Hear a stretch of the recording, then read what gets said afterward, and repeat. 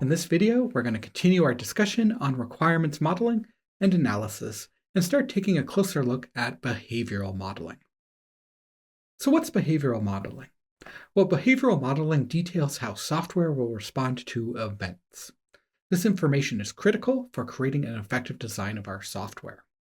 We can document these behaviors in a number of work products, but the most common are UML activity diagrams for describing how a system responds to internal events, and UML state diagrams for how a system responds to external events.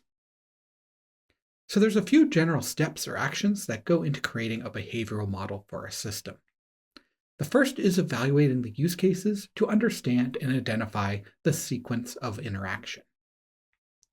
Next, the events that cause this interaction are identified, and we should attempt to understand the events in regards to how they relate to specific objects in the system. State diagrams are great for showing this. Now we want to document this as a sequence or activity diagram, one for each use case, as well as a state diagram for all of the objects in their system.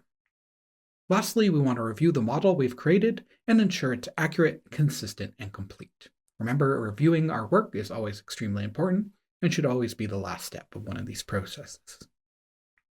So how do we understand this first step, which is understand the sequence of interaction and identify events? Well, as we saw in the class modeling, we can gain a lot of information from usage narratives, such as use cases.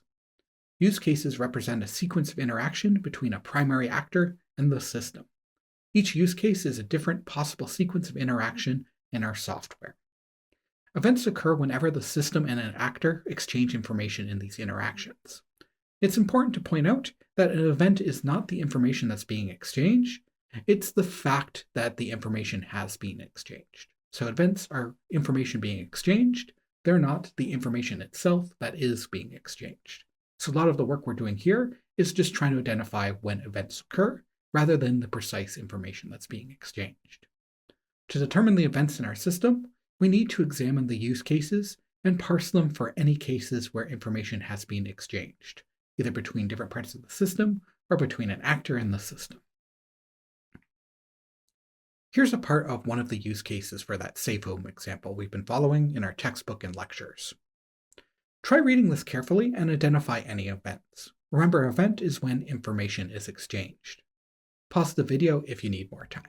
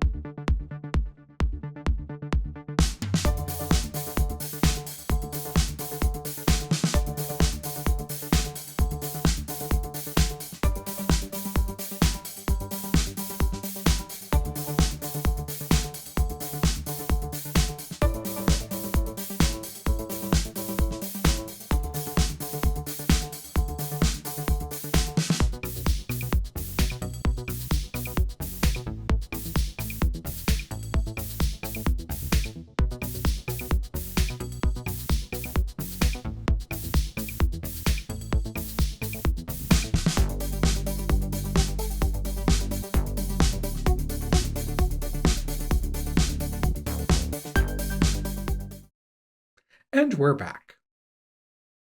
So there are three clear events here. The first one, shown in red, is the homeowner inputting a 4-digit password. The homeowner is an actor, and the information being exchanged here is the 4-digit password.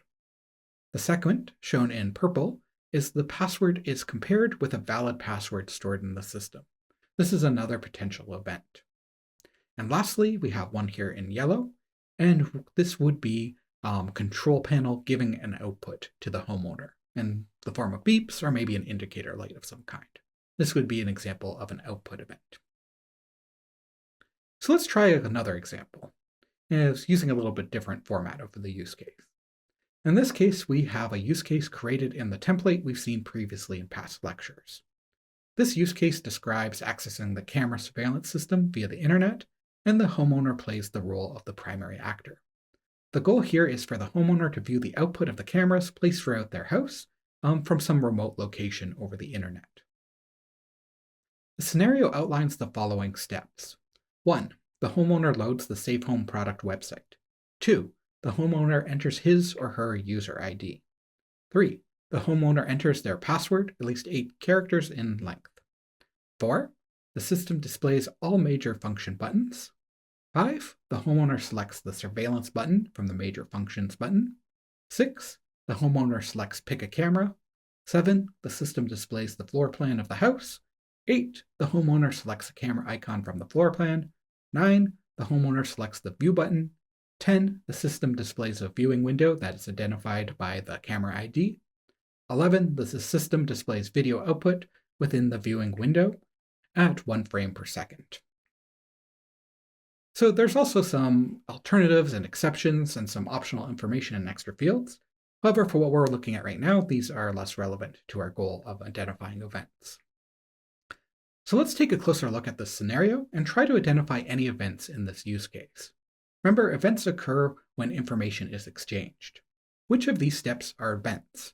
Keep in mind that an event can involve multiple steps in this scenario. If you need more time, pause the video, but I'll put a timer up and we'll take a look at the solution when we get back.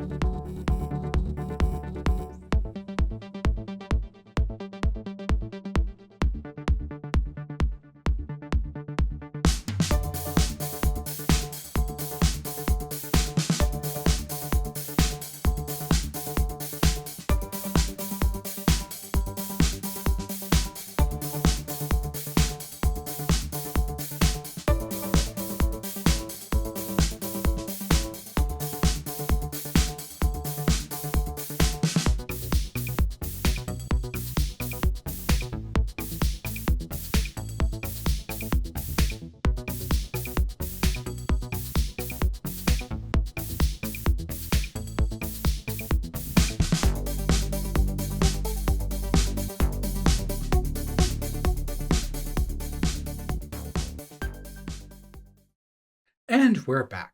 Let's see what the events are. The first event is the homeowner inputting his user ID and password to the login system. It's generally a good idea to name events to keep track of them. We call this one homeowner logs in. You can see the rest of the event names listed under scenario.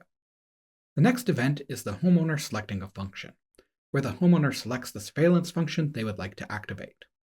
Next is homeowner selects a camera. Here the homeowner selects a specific camera to view.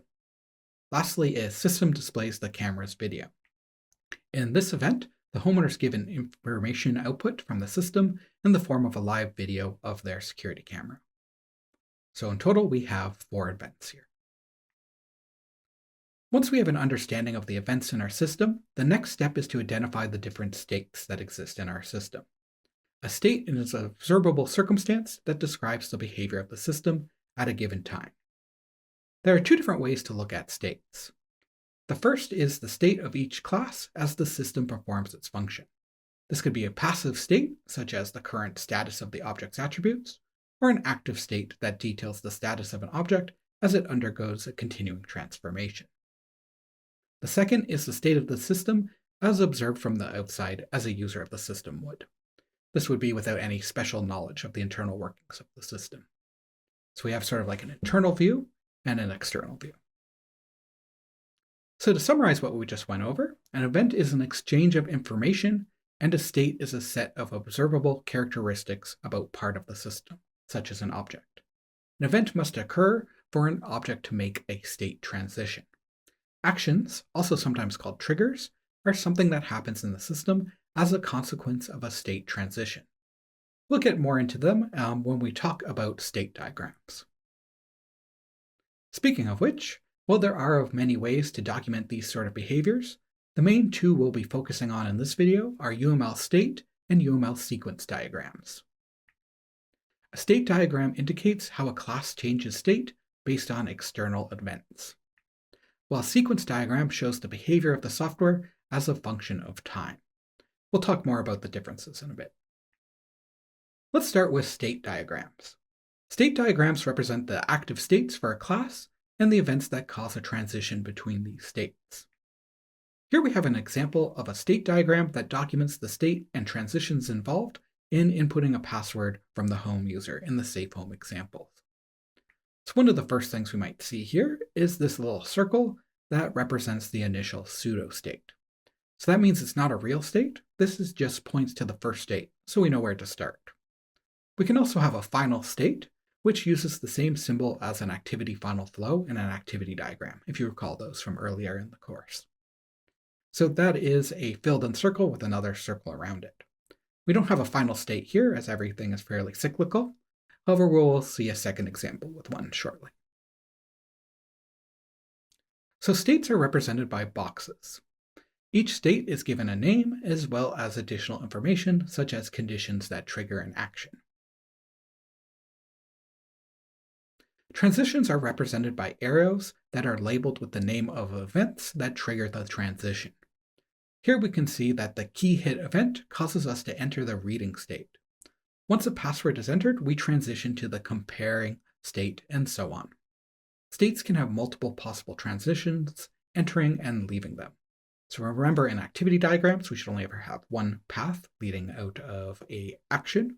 In this case, we can have multiple transitions leading out of a state. So again, this is different from an activity diagram. Guards allow us to add Boolean conditions to transitions that must be satisfied in order for the transition to occur. Typically, these are defined in terms of attributes of the object's passive state. In this example, we can see that that comparing state here has a few possible transitions leaving it, each with a guard. If the password is incorrect, but the number of tries is still less than the maximum tries allowed, we remain in the comparing state until no more tries remain or the password is correct. If the password is correct, we transition to the selecting state, and the user presumably does whatever they intended to do after logging in. If the password is incorrect and no tries remain, the locked state is entered and the system is stuck in the state until the lock timer expires. Once the timer expires, we return to the reading state and the user can input their password again. Last are actions. These are optional and denote something that occurs concurrently with or as a consequence of a transition. Typically, this is in terms of the operations or responsibilities of an object. States can also have an entry and exit action that run whenever that state is entered or exited, or there can be other triggers as well. In this example, the only action is in that comparing state we looked at. It says that during this state, the validate password action is performed. Presumably, this action validates the homeowner's password against one stored in the database. Actions can also be prefixed with other triggers, such as onEntry to do something when the state is entered, or onExit to do something when the state is exited. Looking at this, you might be wondering, how is this different from an activity diagram? Well, activity diagrams detail the sequence of interaction, typically between the system and an actor, while state diagrams describe how transitions between states are made. Activity diagrams typically don't show what event triggers a change. Activity diagrams, when used in behavioral modeling, typically document one use case to show the flow of functions, whereas a state diagram typically documents one class or object to show the lifetime behavior of a single object. Let's take a look at a second example. This state diagram is for a hold system that plays music when you're on hold on the phone. It starts at the initial pseudo-state and transitions to the on hold with music state once the caller is put on hold. During the state, we can see an action causes soothing music to be played for 10 seconds. From this state, two different transitions are possible. First, we can be taken off hold and enter the conversing state, where the caller gets to speak with someone.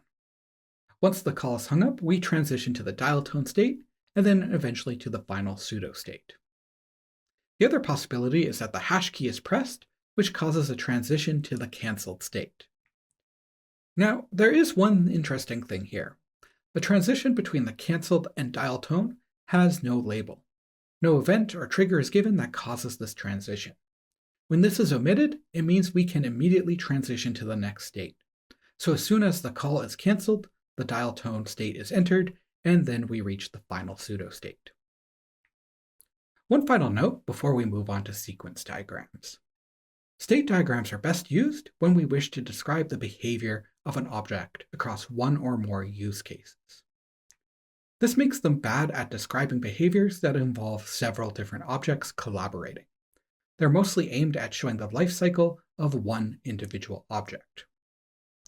So they're still good at showing the changes of state and transitions in an individual object due to external events, but I would recommend not drawing one for every single class, only for classes that exhibit interesting, complex, or noteworthy behavior, where a state diagram might help with understanding the class. So again, don't try to draw them for every class in the system, just for ones you want to expand on. The last diagram type we'll be taking a look at in this video are UML sequence diagrams. Sequence diagrams are another tool for behavioral modeling and can be used to show how events cause transitions from object to object over time. Recall that state diagrams were for showing transitions from state to state for one object. Sequence diagrams, on the other hand, are for transitions from object to object or multiple objects. In a way, a sequence diagram can be seen as a shorthand version of the use case it is derived from, representing key classes and the events that cause behavior to flow from one class to another class.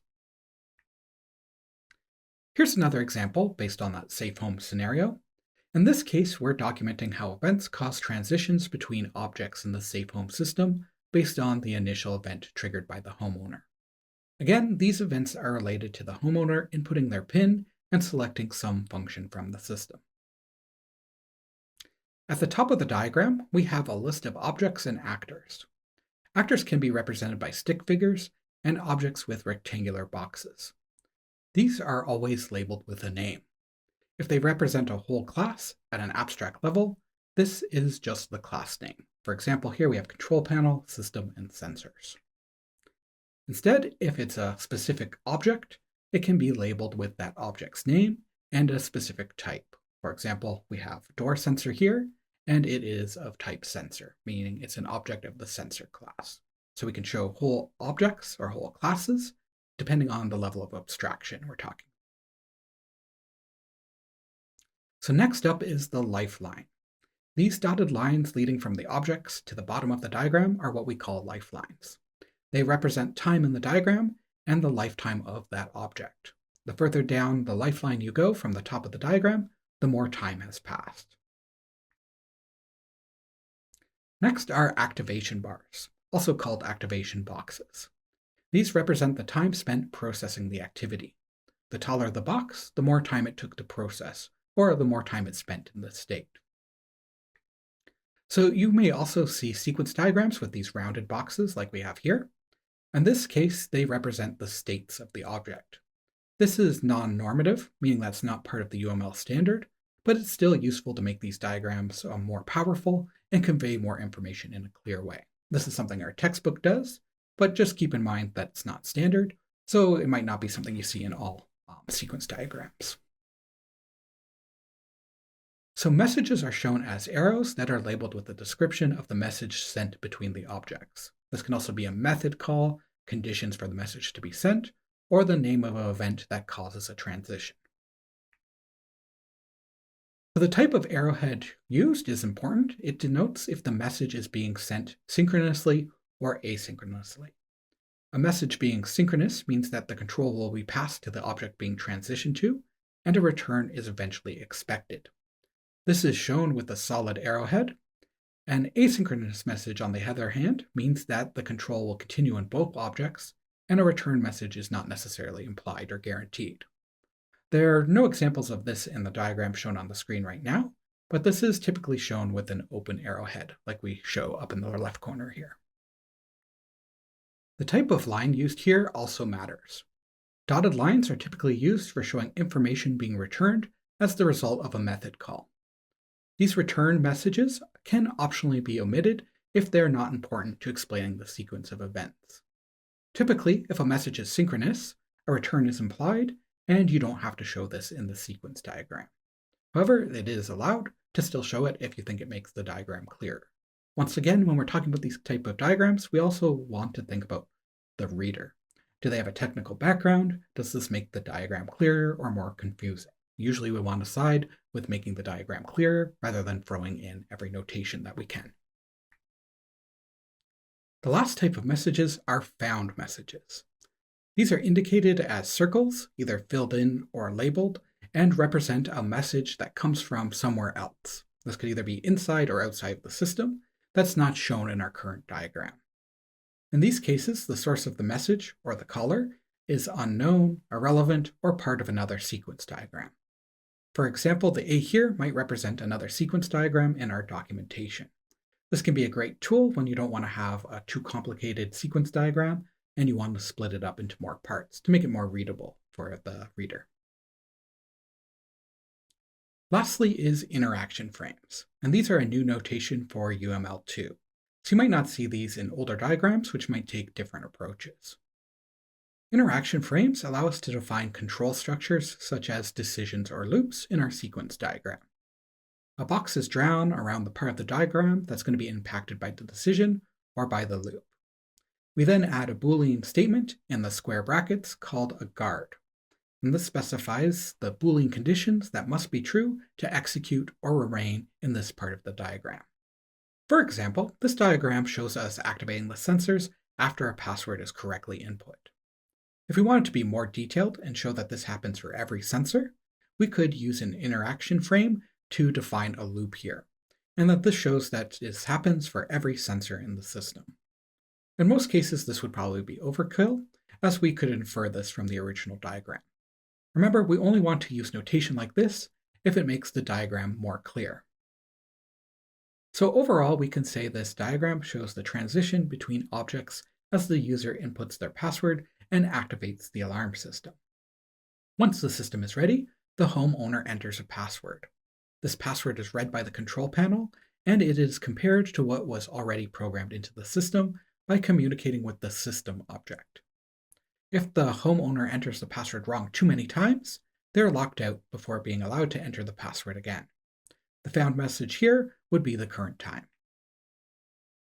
If the password is correct, the system requests activation of each sensor and then offers the home user a choice in selecting a feature of the system.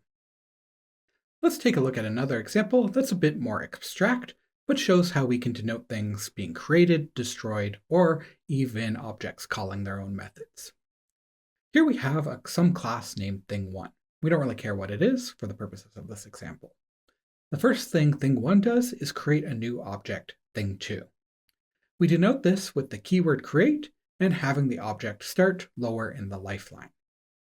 We may also want to show an object causing another object to be destroyed, and this is usually denoted with an X at the end of the object's lifeline. In this example, thing1 calls the destroy method on thing2, causing it to be deleted. Lastly, objects in sequence diagrams are allowed to make recursive calls or calls on their own methods. Here this is shown by having thing1 call its own foo method. Note that this starts a second activation bar for the life of the foo method. So these are a little bit more powerful notations that you can use to provide even more context and information in your sequence diagram. Let's try a simple activity now. I'm going to leave this sequence diagram on the screen for a few minutes with a timer, and you try to understand it and maybe write a short description or even just keep it in mind in your head about what this sequence diagram describes and what the system is doing. Once the timer is up, I'll explain and you can check your work. If you need more time, pause the video.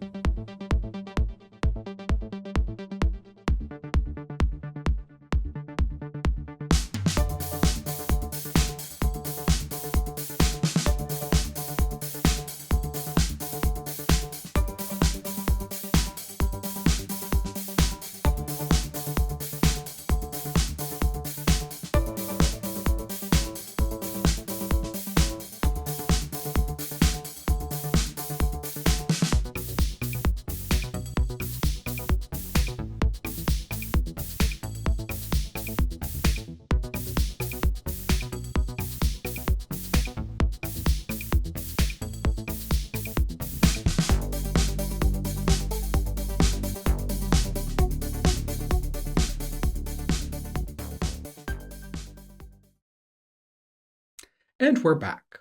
Let's go through what's happening here. First, we enter with a method call to the mouse listener describing the mouse being clicked on some sort of point. This causes a call to the getFigureAt method being called on a drawing object. Presumably this tells us what figure on the screen was clicked and returns a reference to this figure. Note that the dotted arrow is used here as this is a return message. The mouse listener next calls the highlight method on the aFigure object returned by getFigure method. The aFigure object then sets its color to red, draws a rectangle around itself, and displays some text. It does all of this by calling methods on the graphics object that it was passed to it from the mouse listener object.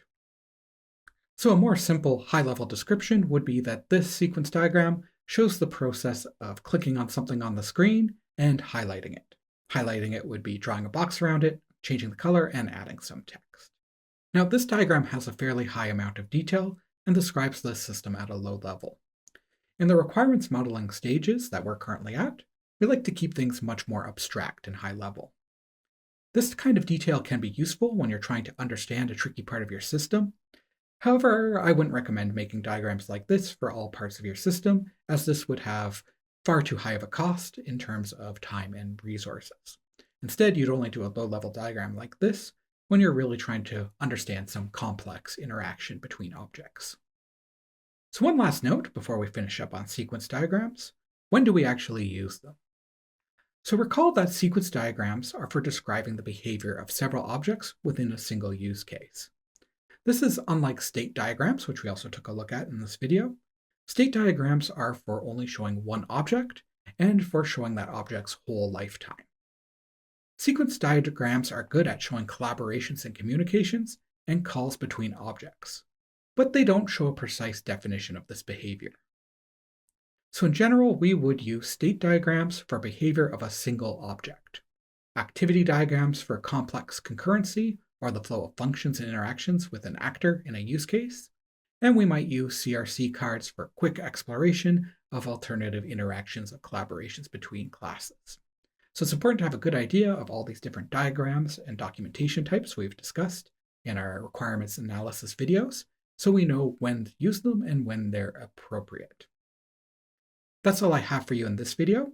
Make sure you have that good understanding of state, sequence, and activity diagrams and their differences and where to use them. If you're feeling at all a little confused, please feel free to post your questions on the course forums or send me an email. I also highly recommend Chapter 8 in our textbook, which covers a lot of this, and the book UML Distilled by Martin Fowler, who goes far more into depth on these diagram types, and it does so in a very accessible way. I can't recommend that book highly enough.